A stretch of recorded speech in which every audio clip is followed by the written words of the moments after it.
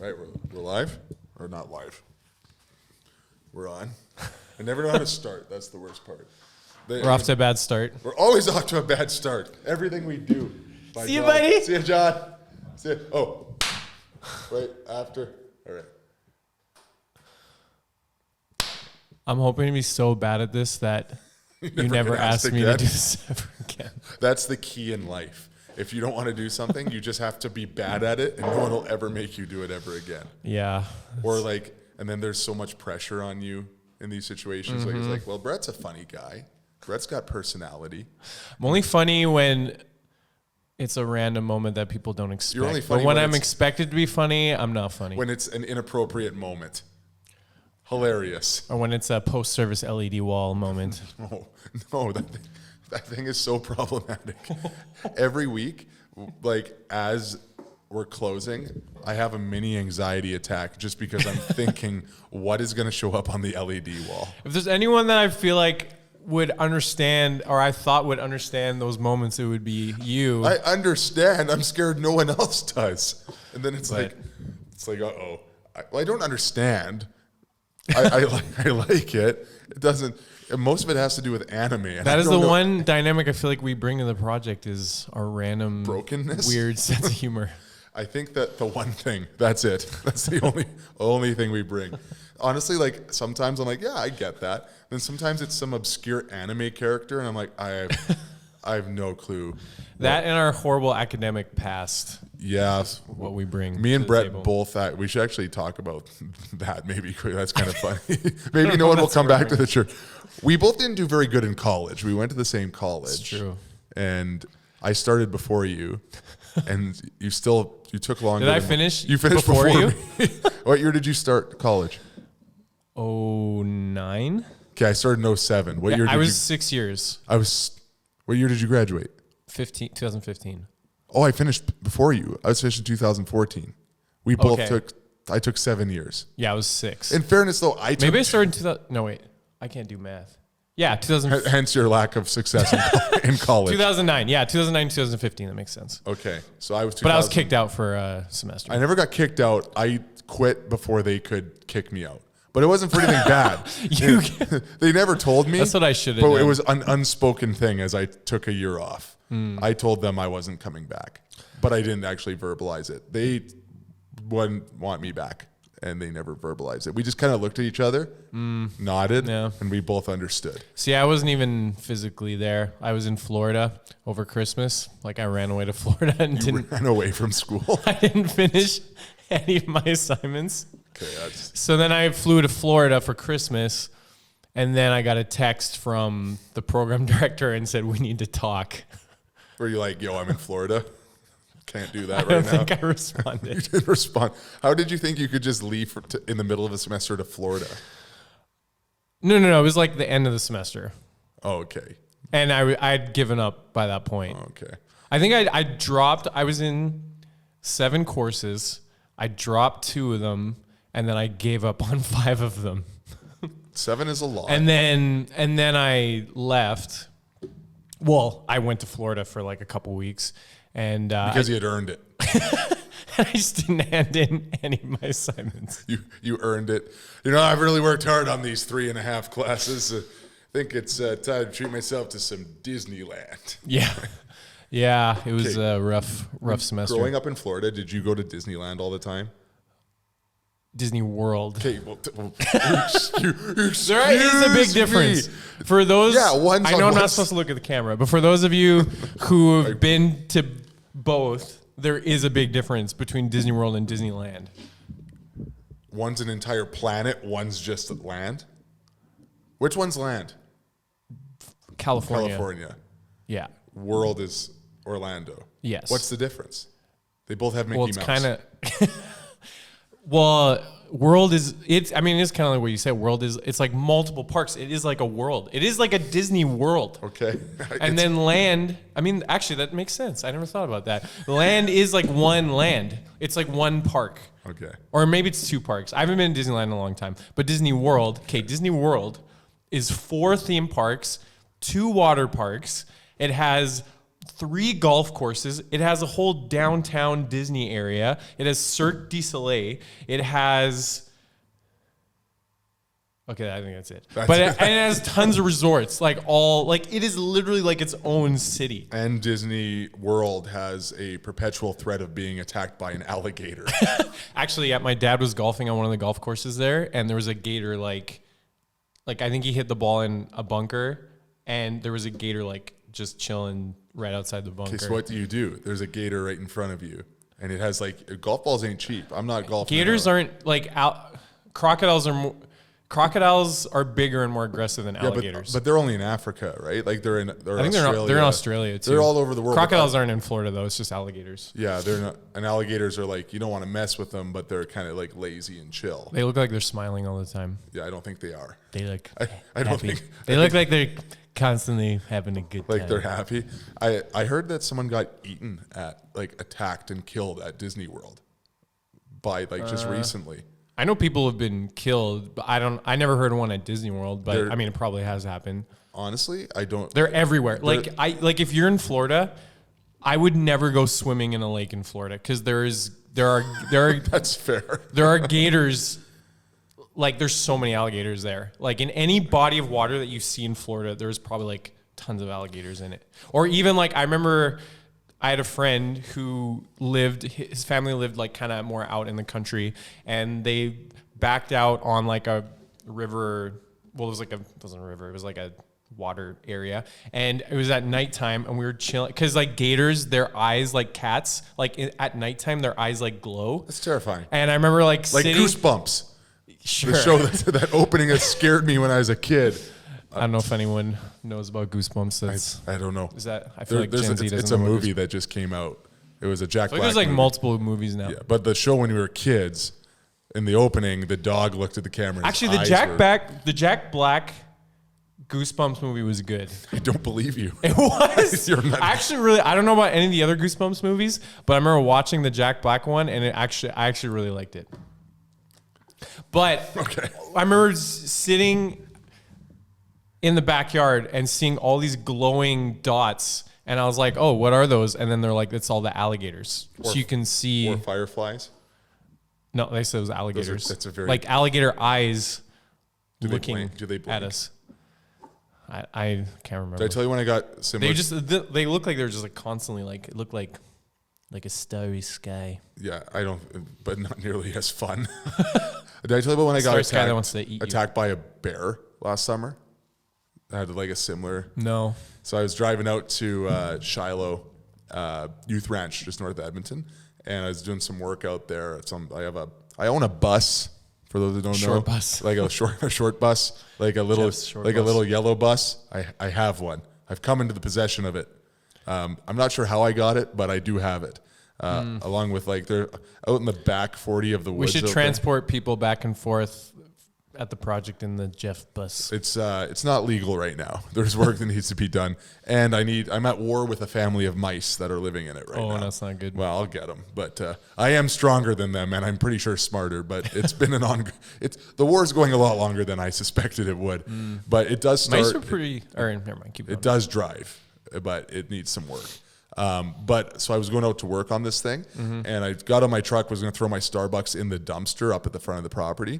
And this is like central Alberta. It's not like we're in Jasper or anything like that. All of a sudden I heard crashing, running away, maybe 15 feet in front of me in the trees. And I thought, oh, it's a moose. So if you ever hear a moose, they make a lot of noise. Right. And they crash and crash. But then it stopped. And moose normally when they run, they keep running. You hear them crashing until you don't hear them anymore. They don't stop to check you out. Right. And I was like, well, that's weird. But me being the idiot I am, I heard the crashing. I was like, oh, I wonder what's in there.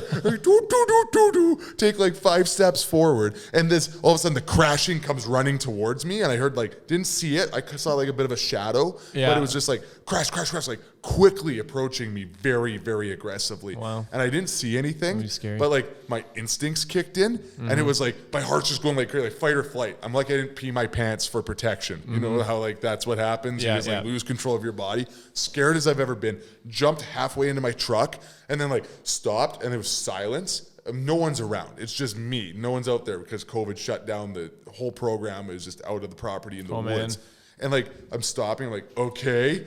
I don't know what just chased me. Some type of monster is in the woods, and it came at me.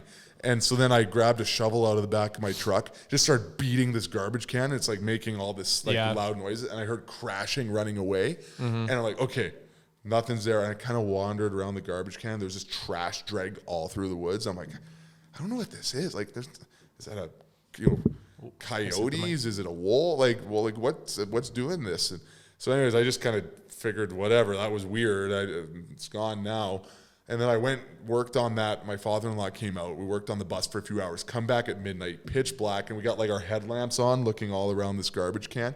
Trash everywhere. Then we look like 10 yards in front of us. Look up into the tree, and there's a black bear with its eyes like glowing in the dark, blinking at us. Wow, that's crazy. And so what they do, it didn't actually want to hurt me.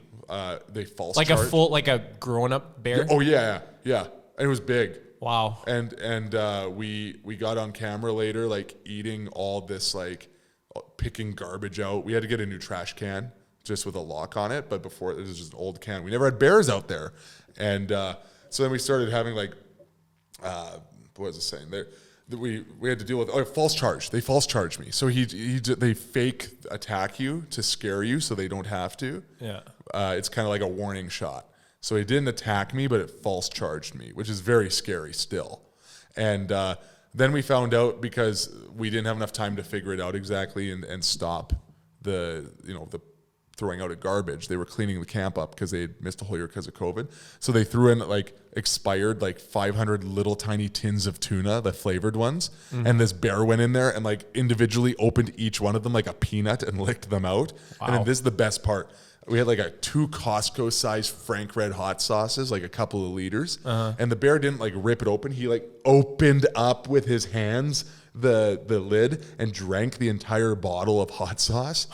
I don't know if he may have been like, I think he was one angry bear a couple hours after that. Bowel movements after that. Yeah, he was burning. Some ring of fire going on. Fire. Bear style. And then we saw him a few times after that, but we kind of like, covered it up. But yeah, attacked. But I'll never forget, you look up in the tree, maybe not the same as crocodile, but you look up in the tree and like these that yellow eyes. See, I feel like that's like way more horrifying than seeing like alligators at a distance, like, because it's like alligators can't climb trees. Like, it's elevated above you, and it could have jumped down on you.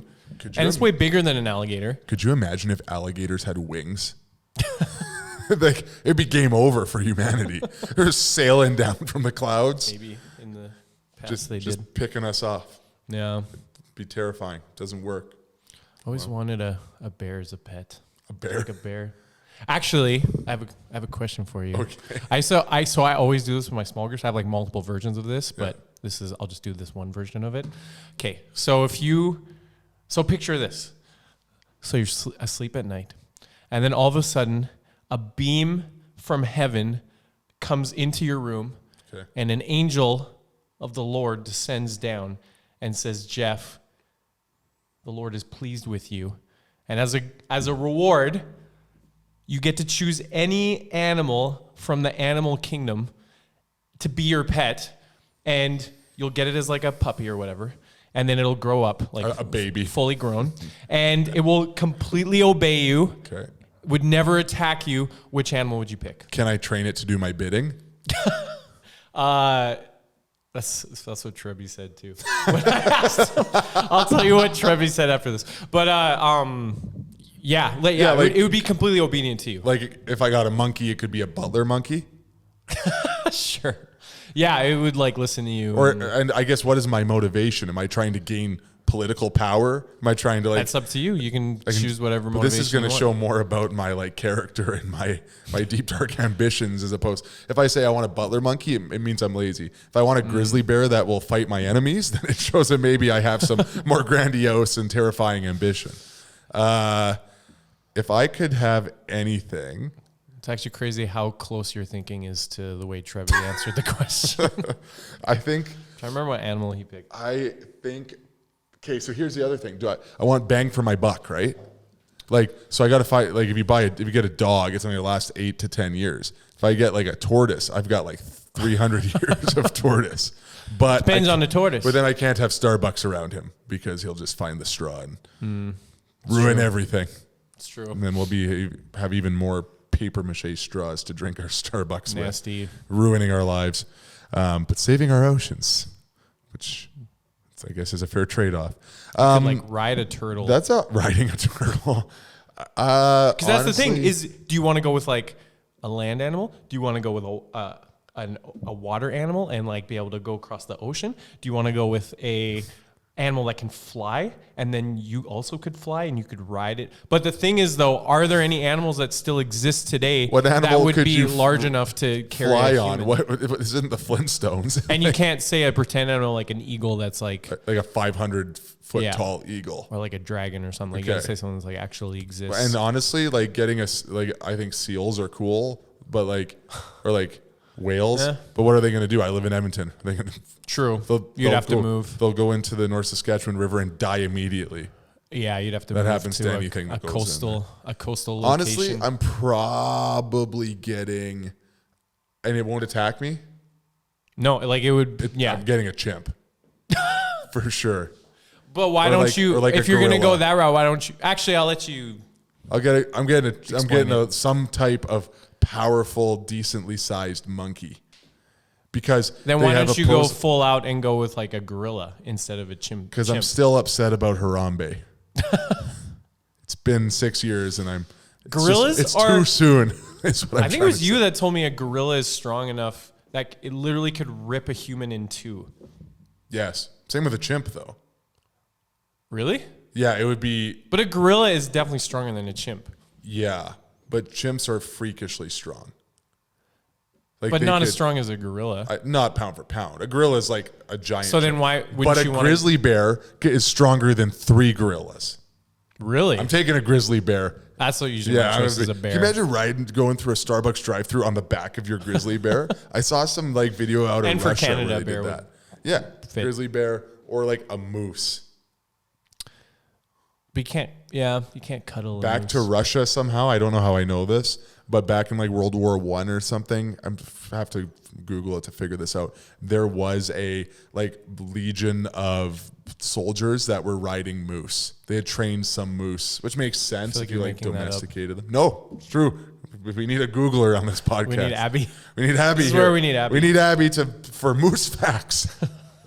To look up the most random facts. So here's the other question. Could I have, instead of having one big animal, could I get a legion of tiny animals in exchange? It's one. 5,000 pigeons that will listen to me? I'm trying to remember, what animal, because Treby was I think it was raccoon, or no. It was the most random. Raccoons are sweet. Because then he was because then I could train them to raise up an army of the same kind of animal, but it was the most random. My mind is blanking. But see, I usually go with a bear. Yeah, because strong. Bears are the best combination of they're big and fierce and they could defend you, but they also are big enough that you could ride them. Plus, they're furry, so you can cuddle with them. How comfortable would that be to cuddle with a bear? I'm not sure.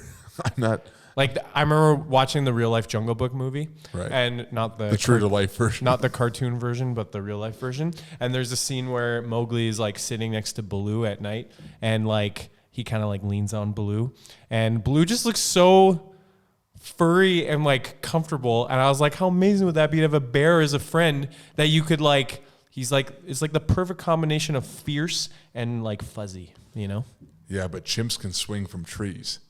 But bears can climb trees. Opposable paws, so you could teach them to play video games. Maybe not video games, but you could teach them. Might be a step ahead. I did see a video. Actually, it would be hilarious. They trained some chimp to play Pong. With a Neuralink, I guess it's true. Chip in his brain. Going the monkey route would be more intelligent than a bear. Monkey's more functional because you could train them to do things. A bear could fish for you. You could teach them to cook for you. You could teach a bear will fish for you and hunt for you. Yeah. In fact, when I'm hunting, a monkey couldn't cook for you. Probably not. It's a monkey. It's a pet, not a spouse, not a roommate. I just want a monkey that can I don't know. I think it'd be fun. Owning a monkey everyone thinks owning a monkey sweet until you get bit by the monkey and get really sick. And then the next pandemic starts. And with my luck, I would be patient zero for the next pandemic. Yeah. They'd put my That's true. Monkeys carry disease. Everything carries disease. Yeah, but you hear it more the last 2 years, humans carried lots of disease. I feel like bears are better immune systems. Than humans? No, than monkeys. Oh. Is that a quantifiable statement?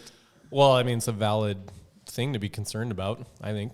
Yes. It's a valid thing to put in consideration when you're choosing your animal. Your biggest fear at the zoo is getting a disease from the monkeys. But you're not going to a zoo. Okay. It's living in your home with you. Have you been to the Valley Zoo in Edmonton? I actually like the zoo. The Edmonton Zoo gets a lot of hate, but I actually like the zoo. I know that there are way better zoos out there, but I maybe it's just because of my love for animals. But like, I just like the zoo. I don't know. It's magical. I like going to pet It's a stores. magical place. Just on my day off, drive from pet store to pet store and. I used to like going to pet stores. I used to actually do that when I was younger. I'd be Go like, to pet- just go to pet store if I was. Like, I used to like going to pet If I had stores to kill too, time, you go to pet store, look at the puppies. Why not? Yeah. Or like the reptiles or the spiders or snakes. Yeah, that wasn't my thing. Well, I didn't like. They freaked me out. But like, it's cool to watch them from behind glass. Yeah, they can't get at you. Our bedroom is in the basement. The other day I was like, well, now it's getting cold, but like, in the fall when all these bugs start to come into the house or like you start noticing them more. I was laying on my bed, looked over on my pillow, and there's a spider on my pillow beside me. I just screamed and knocked my pillow across the room. Wait. What kind of spider? I don't know, black. In Canada? Yeah, yes, there's black spiders. No, I know. But it wasn't huge. It's a spider. Yeah, I'm not really scared of spiders up here. I wasn't scared of spiders till I moved to Florida, because then it's like they have like brown recluses and like black widows, and I feel like anything and everything seems like it's poisonous down there. Yeah, whereas up here I see spiders. The more beautiful the place you live, the more dangerous everything is. Like Australia is just a death trap. Yeah, I never want to go to Australia. If you survive the alligators or crocs or whatever it is, then the spiders. Nothing can survive up here because we're in a frozen wasteland. Except for the mosquitoes are bigger than anywhere else in the world. Really? Oh yeah, they're huge. The further north even you get, the bigger they are too. Mosquitoes are massive. I didn't know that. Like it seems like the colder and crappier the temperature is, and like the harder it is to live, the tougher the mosquitoes are. It's just natural selection. Only the biggest, meanest mosquitoes survive. Yeah, it's gross. Mosquitoes. But at the same time, like actually, that's snakes, true. I don't remember there. I remember seeing like way more mosquitoes up here than when I lived in the U.S. Yeah, apparently, like it's just recently in like California, they've had to start to get screens on their windows because they don't really have a bug problem. Here at my rental place that I live in, which if my landlord's company is listening, you're not doing enough good things. That's all I'll say. We had I went to open my window because there's no air conditioning in the basement when it was like the hottest August ever, like on record this year. And I'm like dying hot and I don't like heat at the best of times. I open the window, there's no screen. So I had to decide, do I want to not sleep and sweat to death, or do I open the window and let all the bugs and mice into my bedroom? I chose the bugs and mice. Woke up with a few mosquito bites. It was too hot. Couldn't handle it. But it was, those are not, I hate that. But in the States, they don't really have it. It's not Florida, they had fire ants. Yeah, those would suck. Fire ant hills were everywhere. Okay. So you couldn't lay in the grass. Well, on the grass, there's it's not soft like it is here. So that would kind of eliminate wanting to lay in the grass anyways. But there's literally fire ants everywhere. So that's another thing. Yeah, and it's all, and the rest of it is swamp. Yeah. I remember back to the alligators, and then we should talk about something for the thing that we're doing this for, and introduce why we're here. We spent 30 minutes ranting about animals. Has it really been 30 minutes? I don't know, minutes? Something like that. What time is it? But 2:10. What was I saying? Fire ants? Yes. I don't remember. I just lost my train of thought. Fire ants. No. You said going back to alligators. Or no. Oh yeah. When I was in Florida, when I was in Orlando, right before the lockdown in 2020, all I wanted to see was a crocodile or a gator. All I wanted to do was see a gator, and I didn't get to it was all business. I was in a conference room. I didn't even go to the beach or Disney World. And it was a great time, but I was just at this. You didn't get the full Florida experience, man. I did. No, I did. The moment we got off the elevator, I remember I texted my wife. I was like, Sage, I landed in Florida. I wonder if there's going to be any Florida man moments, like something crazy. And I'm not kidding you. We weren't even off the ramp on the airplane. And all of a sudden, I was like, you get your hands off my daughter. And these two ladies are just swinging purses and chucking knucks at each other, throwing hands and screaming. And then like security had to jump in. I'm like, I have been here for 35 seconds and I saw a street fight in the on-ramp to the actual the loading ramp of the plane. Wow.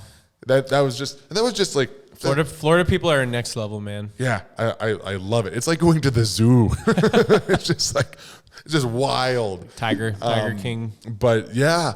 And anyways, so I was at the very end of we went there twice for this business thing. And we're on their airport is like a city. So like you're taking like a LRT they or have a really subway. nice airport. Yeah, most places do. Turns out just not us. And there's like on this super like train to the next terminal. And I'm looking out the window and there's like swampland around there. And I saw a gator. Nice. And I like pressed up against it. I was like, a gator! So There's exciting. a gator! Gator! Like Everyone else is losing probably- my mind. Yeah. And all these other people are from Florida and they're like, what's wrong with this? And I'm like, gator! Like so pumped that I saw Yeah, most people wouldn't have that reaction. No, they're like, I don't it'd think. be like us seeing a seagull. Like, Yeah. oh, look at the seagull. Apparently, I was talking to Taffy about this. Shout out to Taffy. So apparently they don't have squirrels in Australia. They don't? And so they'd be eaten immediately. She was working with a girl from Australia, and like when she saw squirrels, she was like blown away, and she was like taking pictures, and she was like mind blown as a squirrel. That's really funny. Yeah. It's funny that whatever you don't have. Like when I went to Vancouver and I saw a raccoon, I love raccoons. And I was like trying to get close to it and feed it. And everyone's like, those are dirty. Get away. I'm like, come on, crawl on my shoulder. Yeah. I could see like a squirrel. If you'd never seen a squirrel before, I could see a squirrel being interesting because it's like got a fuzzy tail. It like climbs everywhere. And it's like super quick. Yeah, acrobatic. And it's like, it is kind of a unique looking animal, you know? Yeah, anything's unique if you've never experienced black it before. demon eyes. Have you ever looked in the eyes of a squirrel? Yeah, they're empty. Yeah, like it's no soul. Most animals are like that though. Black. Like a horse. Have you ever looked in the eyes of a horse? There's nothing in there. just nothing. Horses' heads are huge. Dude, so I remember standing next to a horse. At Shiloh, we had a horse that got old and passed away. And so we just drug his body to the back and let nature take its course, right? And then we went back to check to see if it was still there, or our executive director, and it's gone. And there's just bones everywhere and fur. A bear got it, claimed it. Wow, that's crazy. Terrifying. Just like drug a full horse, like meters away. Or maybe it was like a cougar or something. No, a cougar would have just like, I don't think a cougar could have pulled it. I think it was probably the bears that are out there. The same one that came after me. If it could pull a horse away, it could have taken me. That's tree swinging black bear. This whole podcast so far has been about nature, about animals. I think we're good. I think, all right, well, everyone's got their... We've contributed nothing to the content. To whoever is... Well, there's no way... If we do post this, I feel like by now that there's no way anyone would still be listening. Or they're going to stop listening now that we start talking about like semi-serious things. But so like, I guess maybe we should explain to people like why we're doing this, because we were kind of joking before we started that like, oh great, just, you know what the world really needs is more podcasts. And I feel like churches, I've always been a little hesitant to do these because not just churches, but most people are doing podcasts, and it's like this almost like awkwardly, this awkward drive to get famous and viral. And that's why it's cringe, because like there's so many podcasts. I think there's like a couple million just in the US alone. Right. So like I was joking before, like we're going to get to the point where no one actually talks to each other anymore. We're just going to all have our own podcasts and talk to each other via podcast only. Through the podcast. You and me, you can't ever have a conversation or text. We have to actually interview each other on our podcast and for some reason talk like someone else is in the room. That actually be kind of cool.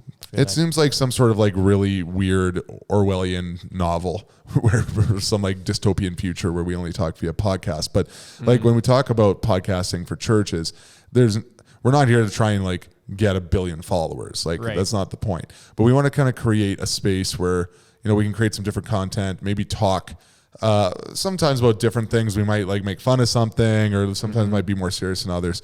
But the whole thing I wanted to do is be able to have more of a casual conversation. You know, maybe we do talk about monkeys and like gators and that type of stuff, and you know, maybe probably get mad at the Oilers from time to time or whatever. But for sure, at minimum, we were going to want to sit down and sometimes preview our upcoming monthly series and just kind of mull around the initial conversation, and it might just bring up some things for us to think about as we're formulating our sermons and stuff. But it's just to get people thinking and talking.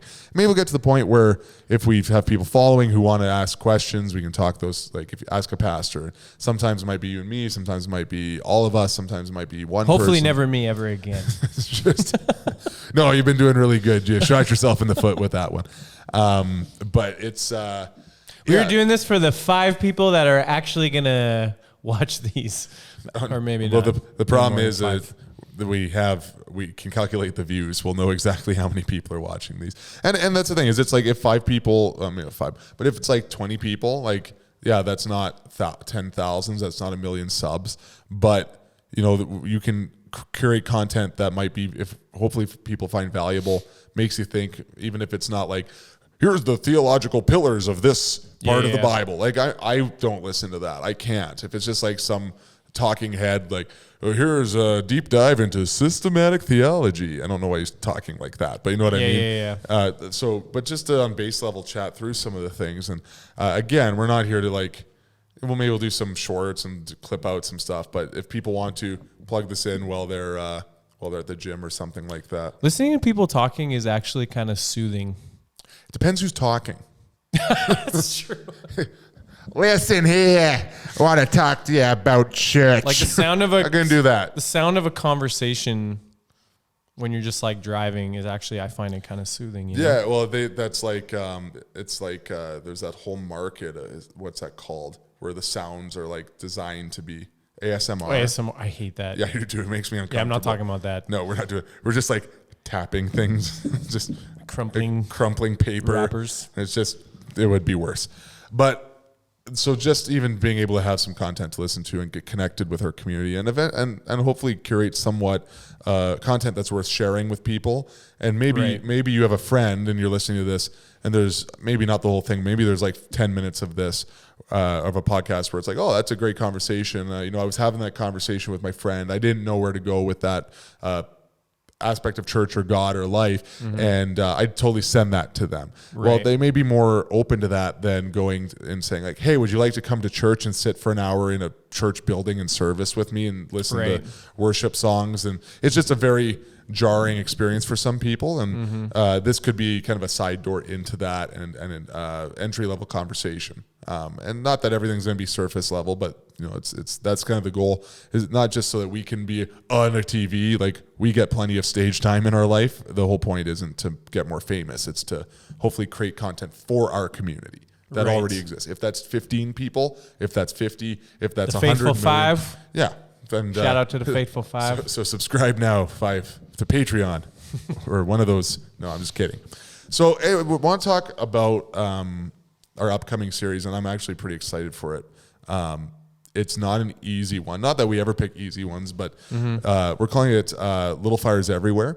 And it's about basically all the idea of deconstruction in church right now. Like millennials and Gen Z, there's an absolute like tidal wave of millennials and Gen Z who are what they're calling deconstructing.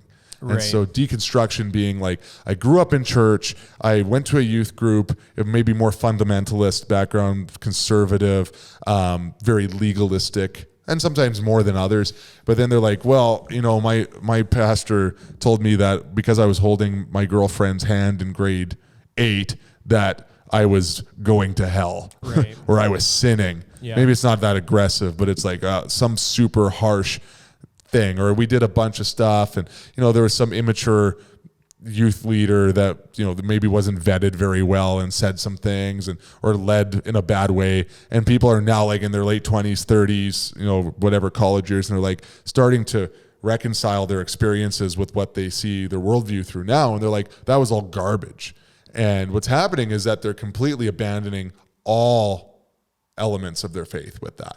They're throwing the baby out with the bathwater on it. And a lot of those are coming out of like legitimate poor experiences. Mm-hmm. I think that like myself, and I'm sure you have had church hurt experiences on some level where we got burned and we easily could have walked away. Mm-hmm. But here we are, sitting here as pastors. But I've seen so increasingly people just throw it all away. And that's concerning because it's usually out of some major misconceptions, some major statements about the church, about religion that are, I understand why they're true, but they're not necessarily actually true. Like there's a point where like there's truth to it, but then you have to choose to pursue that as the pure truth, the representation. And so we want to go through like each week, a couple of different conversations on these different things that are holding young adults back from faith. And I got an interesting email from a friend of mine who works at the University of, well, you know him too, University of Alberta. And he had a stat. Can we say his name? Yeah. Shout out to Dennis. And so Dennis sent us. He's a very nice man. He sent me this.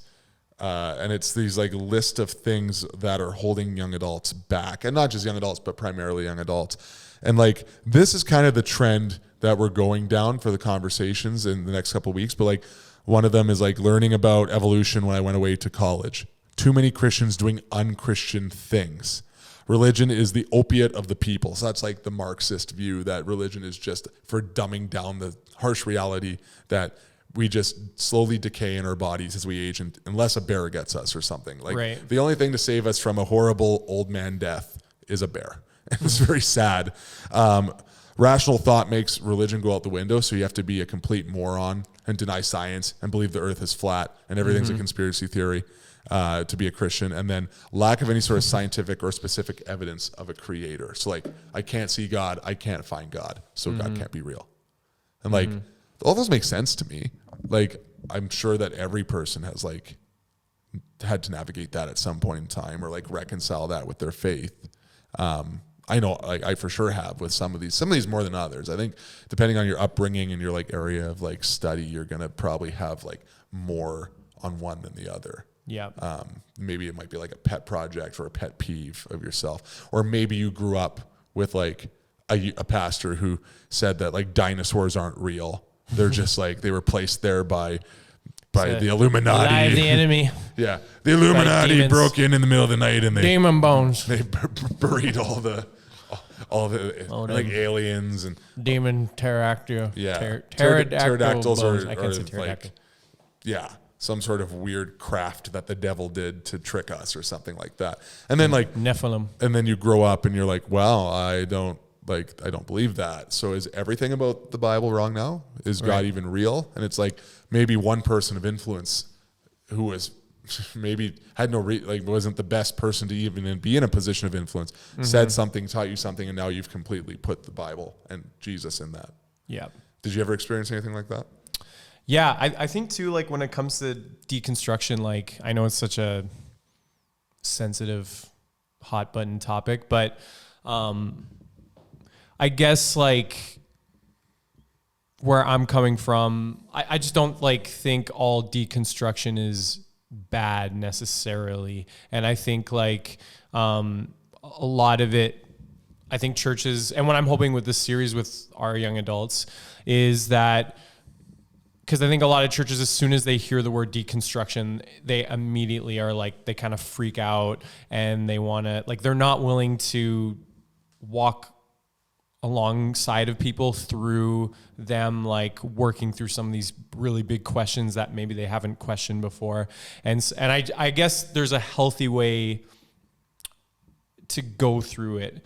And when it comes to these kind of questions, because the reality is like kind of like what you were saying, like a lot of us have gone through things who have grown up in church or experienced like other Christians or whatever that like have picked up really negative, toxic things that aren't necessarily biblical, but maybe were just like cultural things or, you know, just like toxic things that we've had to go through growing up in church. And I think those things are worth questioning and navigating. And so I think with this series, like, I'm hoping that we're able to open up these conversations in a way that's healthy and like be able to encourage our young adults to like wrestle with these things and think through them in a healthy way that doesn't necessarily mean them like just throwing everything out. Cause I think that's the other extreme. There's like one extreme where it's like, all deconstruction is bad. Don't think critically ever. Don't question anything. Like the church has never done anything wrong at any point in history. Like we don't want to, like, don't even mention it to us, blah, blah, blah. Like, and even like, and like accusing like every young adult that even mentions the words like evolution or whatever as like heretics and like burn the witch and stuff. There's like that extreme, but then there's the other extreme of like that I'm seeing with people where it's like, yeah, they just want to like, everything that they learn growing up in church is bad and wrong and evil. And they like what you were saying, they want to throw everything out. So I think it's like for us with this series is being able to like be like, whoa, on both of those extremes and kind of find like a middle ground where we were able to sift through things and be like, okay, like what does the Bible actually say about a lot of these things? And like what part of these topics is like really toxic church culture things that are worth throwing out, or like the culture that the church happened to be in. Some things are like North America. You wouldn't find them in a church in Africa or Asia, but those churches are still the church. Yeah, they were just like they happen to be a part of the culture that we grew up in. Yeah, but some of those things, the problem is that it seems like we either take the approach that everything is bad and everything is evil and everything is stupid about church and it's wrong, or nothing is ever bad and nothing has ever been a mistake ever.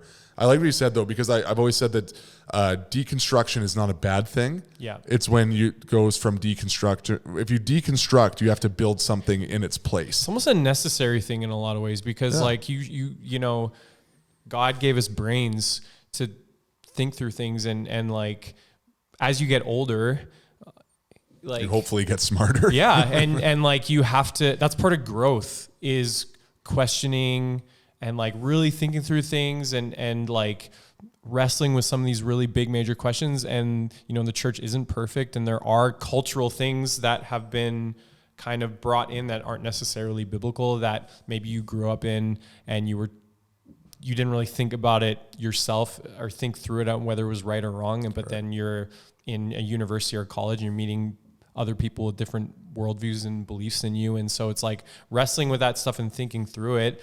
I think it's a part of growing and in the end, if you do it in a healthy way that I feel like is biblical, that the Bible even encourages us to do it this way, your faith actually deepens through it. Right. And and then you get to a point where you're not as easily rattled when you're hearing different viewpoints or whatever, because you've like actually gone through the work of wrestling with this stuff and thinking through it and praying through it and like, you know, so I think actually in a lot of ways it's a necessary thing to growing as a believer.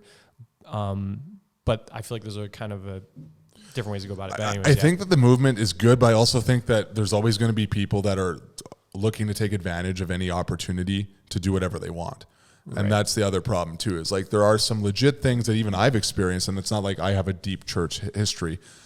Consequently, my parents, I've told you this before, but my parents got drug out when they were kids to a cult in the mountains in the name of the Bible, in the name of Jesus, had, you know, completely manipulating what the Bible said, nothing to actually do with what Jesus said.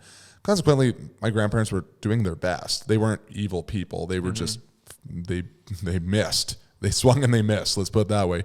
But my dad ran away when he was 16, met up with my mom back in Edmonton. They have a grade 8 education. He's had to work his whole life. He was smart enough to probably be a doctor or something. He was like on track in school to be a really, really good student. And he's like his body's broken. He's 60 something now because basically that. Yeah. He got messed up by the circumstances. I have every reason to hate organized religion, but here I am. I'm a pastor. Right. And that's because there is so many poor representations of Jesus and of the church. And that's because, unfortunately, no matter what, there will always be human beings in every institution. No matter how good you build a system, no matter how good you build a church or a government or whatever political system you want to have, it doesn't mean we can't be better. I'm not giving excuses, but there's always, it doesn't have to be a cult. It could just be a church. It could be the best church you've ever heard. It could be the best government. It could be the best country, the best economic system, class system. At the end of the day, you can't deny that every human has built into us this sinful nature that the Bible talks about. And it's not the system that's bad. It's not the institution. It's individual hearts that are broken. And until we can reconcile that, there's always going to be brokenness. Now, we can still always choose to be better. It's not like, well, we sin, so I guess we can be corrupt as we want. It's not a get out of jail free card. But to say that, like, here I am in a church, and our church, I love our church, and I think... bias. I think it's the best church in the world because I work here. So that's a bias, but I think we do pretty well. I'm sure there's flaws and we can always be better, but the reality is that like there's always going to be flaws. Right. And I can say that and we can always be better, but at the end of the day, there is always going to be, we will never be, no institution, no church, nothing will ever be 100% because we're going to be battling our own selfishness. As a pastor, I have to battle my selfishness, my ego, my own insecurities. You do too. Every leader does of every corporation, even a nonprofit. You see that with nonprofits all the time, right? You see that with organizations that the bigger they get, the less, and there's podcasts all over of like mega churches around the world. And that's what I think is maybe contributing in a lot of ways to this. Every time some leader, especially it's really popular now to dunk on church leaders. Right. And like, because it's egregious to be representing the almighty God and take money from people and then be doing bad things with it. So I get it. Yeah. But there's no lack of awareness. Every time some leader does something stupid, there's a stinking podcast about it. Right. It's like a well-produced, entertaining podcast. And so it becomes like recreational offense.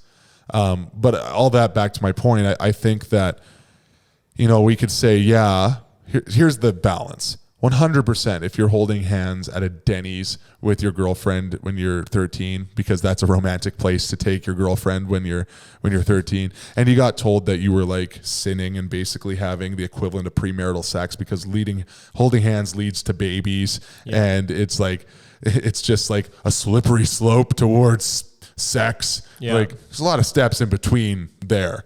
But just because that wasn't true doesn't mean that there is no standards biblically around sexuality. It doesn't mean that it's healthy to explore fully anything that you think is enjoyable and sexually based, right? It doesn't mean that you can just be rolling out on Tinder and having hookup after hookup after hookup. Well, my youth pastor told me holding hands is bad, so orgies are chill. Right? Like, and it sounds extreme, but that's something that it seems like we want to do. It's like, I saw my dad have a cigar one time after, I've never seen my dad have a cigar, but I saw my dad have a cigar after, his friend had a baby or something like that.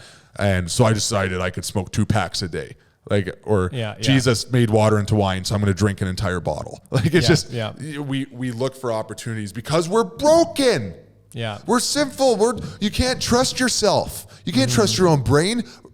Even the smartest person is a dumb person who wants to do bad things. Even the most just person with the best character is internally and eternally just corrupt. And if we don't have Jesus to fix that, then we're just going to, and to be our true north, we're just going to keep being corrupt jerks. Yeah. And anything else. So you can be like, oh, I'm looking for the truth and all of this, and I'm trying to find where I really land on it because there's so much wrong with what I've heard about faith and religion and the institution of church. So I'm just not going to believe any of it, man. Like this very fluffy thing. No, you just want to do whatever you want. And that's not to discount people's real actual bad experiences. Because I know we haven't even touched on like there's some real hurt of abuse and stuff like that. There's a lot of there's a reason why the church, especially in the West, has the reputation that it does. Right. You know, like it's a lot of it has been its own doing. Well, through missions. And it deserved.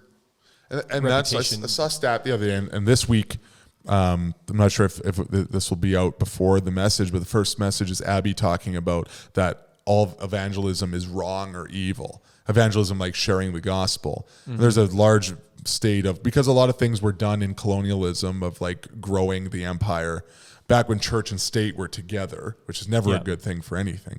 And they decided to use the church as kind of like the battle cry and the rallying, unifying thing of trying to take over the world. Mm-hmm. Well, that wasn't biblical. That wasn't the church. That's a government using the brand of Jesus as a battering ram for their ideology and what they wanted to achieve. Yeah. But through that, a lot of the global missions thing went and did a lot of toxic charity, was really negative going around the world and just like damaging and hurting people. And that's even fairly recently. There are some examples of that. And that's not Jesus. That's not the church. I'm not here to make excuses for it. But there's a lot of people that believe now, even Christians, that, you know, even though we believe that Jesus is the only way to heaven, and that if people don't know that, they're going to miss out on the most valuable aspect of life possible, that it's actually evil and wrong, because you can't go to another culture and tell them that anything about their culture is wrong. You have to just leave it as, because we worship culture. And there's definitely missionaries and churches that have gone into places and just like scorched the earth and said, you can't keep any of your culture. It has to look like European, more spicy food, just boiled potatoes. And not taking any time to actually, like, they didn't show any respect towards the culture. They didn't take any time to learn about it, learn the language, like, like it's just done in such a dishonoring way, right? Have you ever been overseas in a different church, like on a trip? Yeah. If you go, I've been to a church in Thailand, in Vietnam, in China, in Ukraine, and I think that might be it. They're all incredibly different. They're all extremely culturally different. Yeah. They don't look like the same thing. They have all these tradition and cultures that are a part of not just their country's culture, but their church's culture. And if you did it here, it'd be weird. It wouldn't fit in. If we did some things that we do here, would be weird there. Church in Africa looks crazy different than it does here. Mm-hmm. But the fundamentals are the same. Right. And so what happened was at missions in the past, I believe, and I wasn't there for all of it, and I can't make excuses, they got caught up in the secondary. And they just said, let's burn it all down and build it in our image. But they didn't see where Jesus already could exist within that culture and still be true to who Jesus is. And it's just like what's it, like ethnocentrism or Ethnocentric, whatever. It's just like, ours is the best. Yeah. Like it becomes, and it's almost kind of like a racist, like, I'm sure there is racism behind it too and stuff, but just like, viewing my culture or my race is like superior, you know? Right. And it's like if we went and wanted to plant a church so I've been to Vietnam, I have a friend who's there, and everyone speaks Vietnamese. It's like, no, you have to sing in English.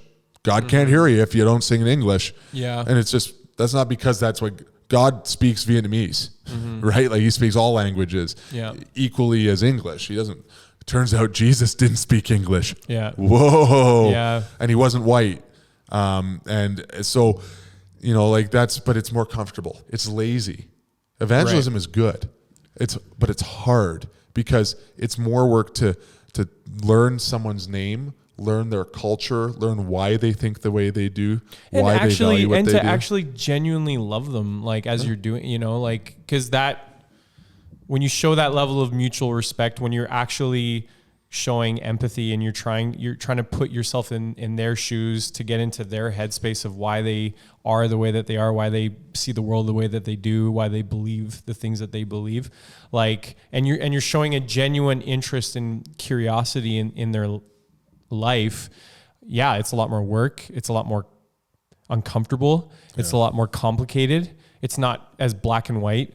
And it's really hard, but I think when you do that, like, that's when you actually show that you are like, it's more genuine, you know? Yeah. Yeah. And it's so, like, I'm not here to make excuses for the past, I think that there is some more than others egregious examples of that. But at the same time, Jesus mandated us to share the gospel. It's too important not to tell anybody. And so if you're putting the truth of the gospel and eternity and the Almighty God, Jesus, as not as important as like some minor secondary cultural issues, but they're not even cultural. They're just, there's not a lot of cultural things that are going to be in the way of Jesus. Really aren't that many. Like, it depends what you define as cultural. So like, let's say I was from a country that the religion is kind of part of the culture. Yeah. Well, like, yeah, you can't have any other God but Jesus. So if go to an Asian country where like Buddhism is really popular or predominant, yeah, you have to say like, okay, Buddha isn't God. You can't have Buddha over Jesus. Jesus will fill that gap. But there's so much within the culture of that country and that region of that country that don't have to change within that. Totally. You know, in music, in celebration, in community, it will look different than here. Yeah. But the most important, the only, and it is disruptive, and I make no apologies for that. Like, if it is true, it is disruptive and necessary to be disruptive. Yeah. But you don't have to be a jerk about it. You shouldn't go running into places with truth like a weapon and say, I have the answers. You're a dummy for thinking, you know, like it's an arrogant approach. Yeah. And I think that's where we get caught up. And the church is stronger when it's more diverse. And you look at the way God, even look at like the difference between how different from even within the same culture of people, the difference between individuals. Every individual is so unique in their personality, in their sense of humor, in their interests, in their passions, in their desires and stuff. And like, I just feel like God did that. He could have made us all like clones where we're just all stormtroopers. Like the same.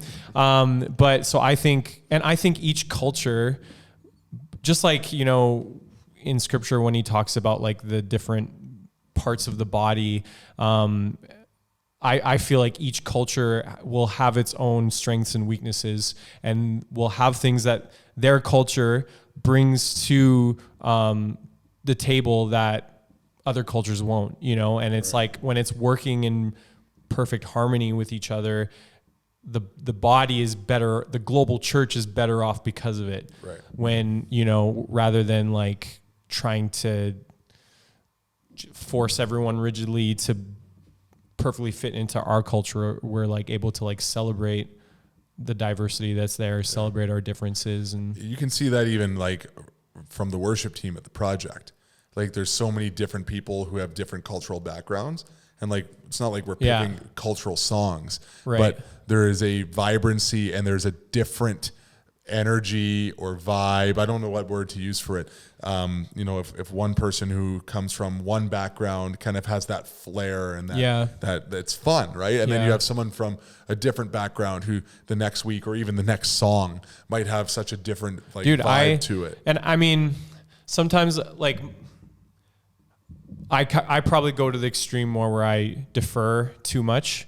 But like my favorite like when it comes to worship leading style is like multiple like a team led thing where you have, you know, 3 or 4 leaders at the front, because I feel like you're able to cast like a wider net, because I know that I feel like each person, even like when you think of the tone of someone's voice, I feel like each person has like an anointing from God on them that's going to really hit home and connect with a different subset of people. And so I know there's people, and even their leading style, which goes to their personality and, you know, how they lead and how they even like body language, like how they carry themselves and stuff. And I know that there's going to be people that are going to connect with my voice and my leading style, and that's going to like reach a certain group of people. But I know, like, I think of all the worship leaders we have, like, there's going to be people that are going to connect more with like a Catherine or a Taffy or Emily or Nicola or whatever. Or Jeff. Or Jeff. So then when you have like not Jeff, multiple of those, like, I don't know, I just feel like it's you're widening perspective. Yeah. And just like, and to me, like that, the more diverse you can be in that way, it's a better representation of, I think, like God's heart of just like having different voices from different cultures, from different backgrounds, different personalities, different leading styles. And when it's all working in unity and harmony, and it's like there's order, and it's like, it's like, I think it's like such a beautiful thing, as opposed to just like one person dominating it all. But so like ideally that's always like my favorite leading and that's style. And that's the beauty of kind of having this mosaic approach of that's something in Canada we have a huge opportunity for. A lot of people look at like, oh, we're losing our culture. I don't know what our culture is in Canada. I always grew up knowing it was multicultural. That's what I learned in school. It's like, okay, so I'm not surprised that there's this array of perspectives, but we get to see within, especially church, what other community do you get to see all these different perspectives? There is nothing more diverse than ideally a Canadian church potluck. Now we don't do those because our church is too big, and the project just be like craft dinner from college to weenie beans, hot dogs and beans. Kellogg's Frosted Flakes. Yeah, it doesn't sound that bad to me, to be honest. Lots of Hot Pockets. I would bring Pop-Tarts, but like to actually have like a Canadian church potluck, like you get food from, it's like Taste of Edmonton, but just all these different like cultural things from all over the world. And it's, for me, I just bring like Wonder Bread and Caesar salad, but not too spicy. Or like boiled potatoes. German food is just like, I guess we have sausage, bratwurst. That's about it. Where are you? Where are you from? I don't even know. I think Wojt is Polish. Okay. That's what I've been told.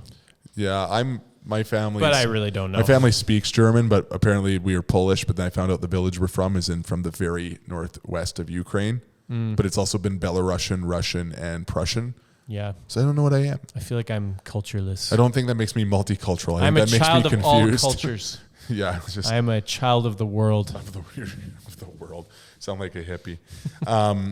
But yeah, so like that's, I guess back to the series, I think that's the thing, is that we just want to have a balanced approach. We're not going to hide the fact that there's been some atrocities in the past, like residential schools, the Crusades, things that don't define my church, and not just like Hope City, but the church I believe in globally.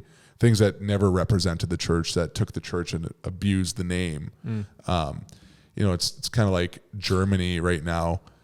Germany is a decent country. Like, I haven't been, but like no one really hates Germany. But less than 100 years ago, they did one of the German country did one of the worst things ever in the Holocaust. And there's no there's apologizing, but there's no justifying it. There's no denying it. It was the worst thing in our, kind of the last century, one of the worst things in history. But Germany to this day, that doesn't represent German people. It doesn't represent Germany today. They're actually they don't even want to talk about it. Right. Because it's and that's kind of where I feel about a lot of the horrible things that were done in the name of the church. It doesn't represent me and my church, but I can't escape it.